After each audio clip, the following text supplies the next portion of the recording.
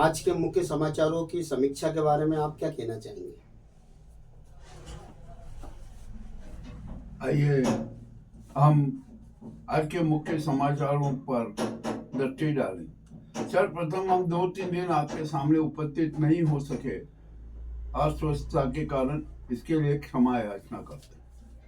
आइए आज के मुख्य समाचार जो है, अभी अभी सूचना मिली है कि ट्रम्प भारत आ रहे हैं और वे इसलिए भारत आ रहे हैं कि बांग्लादेश में जो हिंदुओं के प्रति अत्याचार हो रहा है उसको रोकने के लिए।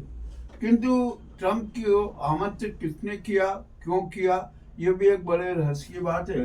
लगता है कि अडानी मामले को दबाने के लिए या उस पर हाथ दिलाने के लिए भी ट्रम्प को आमंत्रित किया गया।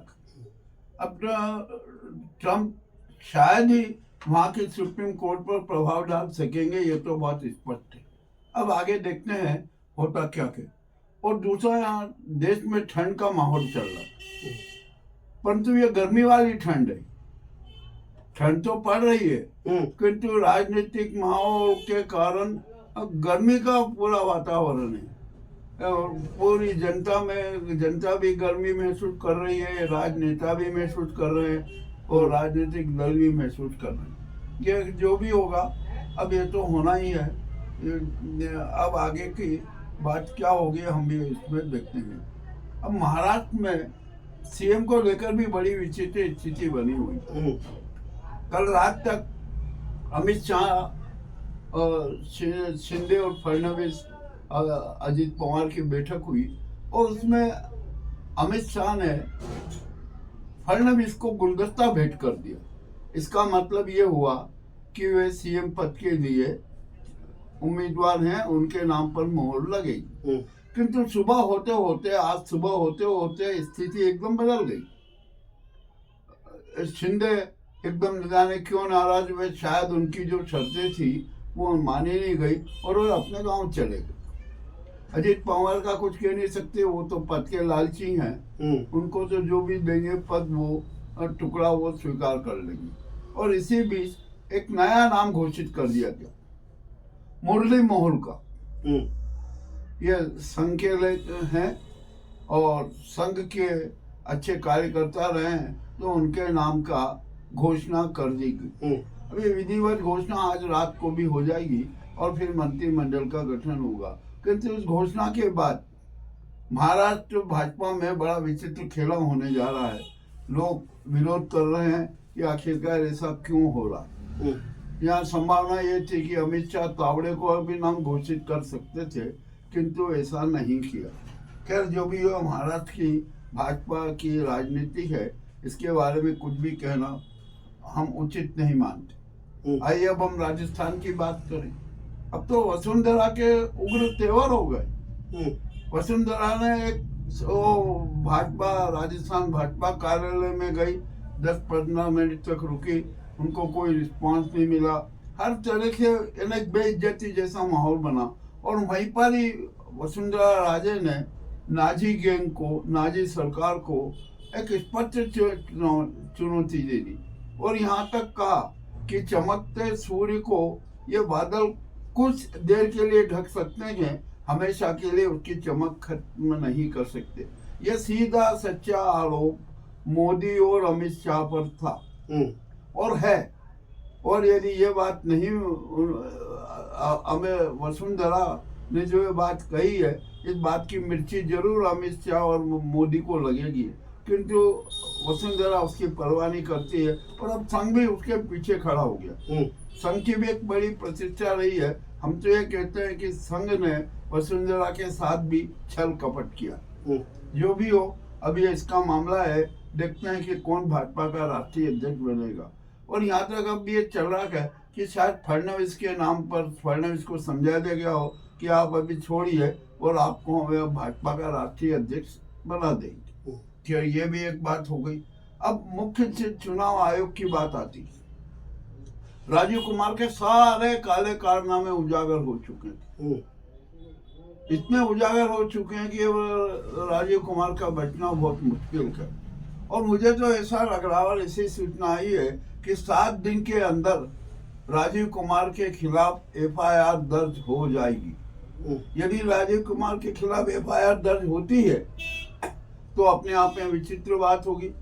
पूर्व मुख्य चुनाव आयुक्त जो बड़े अनुभवी थे कुरैशी जी, उन्होंने भी बड़े आरोप लगा दिए और भी पूरे देश में आरोपों की झड़ी लगी हुई है। तो राजीव कुमार की गिरफ्तारी होना है, और यदि राजीव कुमार की गिरफ्तारी हुई तो हरियाणा और महाराष्ट्र के चुनाव परिणाम शून्य घोषित हो जाएंगे। ये भी एक बात है। अब देखते हैं कि कब उनके खिलाफ एफआईआर दर्ज होती है और कब क्या होता है। अब इस देश में एक बड़ी राजनीतिक और छाती राजनीति चल रही कि जो ऐतिहासिक बर्बरताओं को लेकर एक राजनीति की जा रही, उन्मादी राजनीति की जा रही।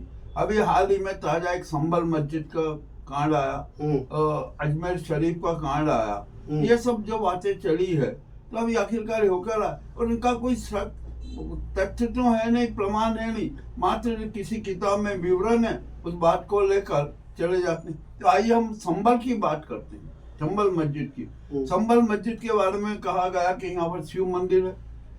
भाई होगा, कभी रहा हुआ होगा, ऐतिहासिक बर्बरताओं के आधार पर कुछ टूट भी हो सकती है, ये भी हो सकती है, किंतु जो संभल के मामले में हाई कोर्ट ने एक बड़ा अजीब खेला कर दिया। एक ही दिन अपील याचिका लगती है, हाई कोर्ट सुनती है और उसी दिन निर्णय भी दे देती है कि इसका सर्वे किया जाए। यहाँ तक तो बात भी नहीं बनी, इसके आगे कि सुबह संध्या को आदेश होने के 6 बजे सर्वे टीम भी पहुंच जाती है। अरे आखिरकार इतनी जल्दी त्वरित न्याय कैसे होता है, क्या होता है? इसका मतलब ये है कि वहां पर कोई न कोई छाती साजिश रची गई है। संभल कांड में 5 लोगों की मौत हो चुकी है, होने जाने कितने लोगों पे फर्जी प्रकरण भी दर्ज हुए। जो भी हुआ वो, अब तो न्यायपालिका पर भी उंगलियां उठने लगी। अब और मजेदार बात ये हुई कि सीजेआई खन्ना साहब के सामने ये प्रकरण गया तो खन्ना साहब ने स्पष्ट कह दिया कि हाई कोर्ट का निर्णय गलत है, ये लागू नहीं होगा, और वो प्रकरण को वापस करने को कहा। तो वहाँ पर जो मस्जिद में, संभल मस्जिद में सर्वे होना था वो रुक गया।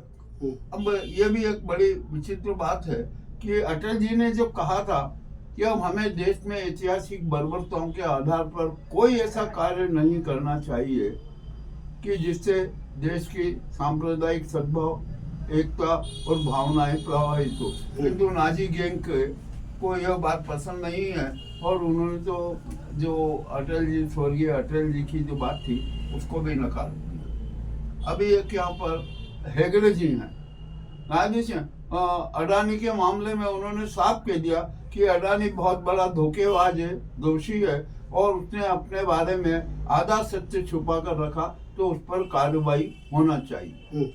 अब अडानी के मामले को लेकर लोकसभा और विधानसभा और संसद भंग होती रही। यदि राज्यसभा में अडानी का नाम कोई भी पक्ष उठाता है तो जो वहाँ उसके अध्यक्ष हैं धनखड़ जी, वो राज्यसभा का सदन स्थगित कर देते थे। और लोकसभा में यही हुआ कि प्रियंका गांधी ने शपथ ली, ओम बिरला ने सदन स्थगित कर दिया, और शपथ के दौरान, शपथ के पूर्व मोदी जी संसद छोड़कर चले गए। अरे भैया, आप प्रियंका गांधी से क्यों डरते? और मोदी जी महिलाओं के प्रति बड़े गंभीर आरोप लगा रहे हैं और शायद लगता है कि वो बहुत बेचैन हो गए हैं और उनकी अब सोच समझने की शक्ति भी खत्म हो गई है। उन्होंने एक बात, बड़ी मजेदार बात और सार्वजनिक रूप से कही कि भारत की एक विधवा 50 करोड़ का खेला करके यहाँ से भाग जाएगी।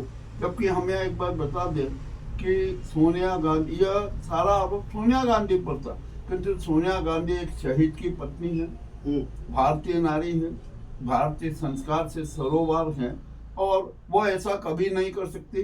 तो यह बात जो मोदी जी का यह बयान है, यह अपने आप में बड़ा शर्मदायक है। मैं तो शर्मदायक ही कहूंगा, और देश की महिलाओं की संस्कृति और अस्मिता का अपमान करने वाला। टाइम हो गया। ठीक है, 15 अब- मिनट होने जा रहे हैं। हैं? 15 मिनट होने जा रहे हैं। 15 मिनट होने जा रहे हैं। कि मेरी जरा सुनो।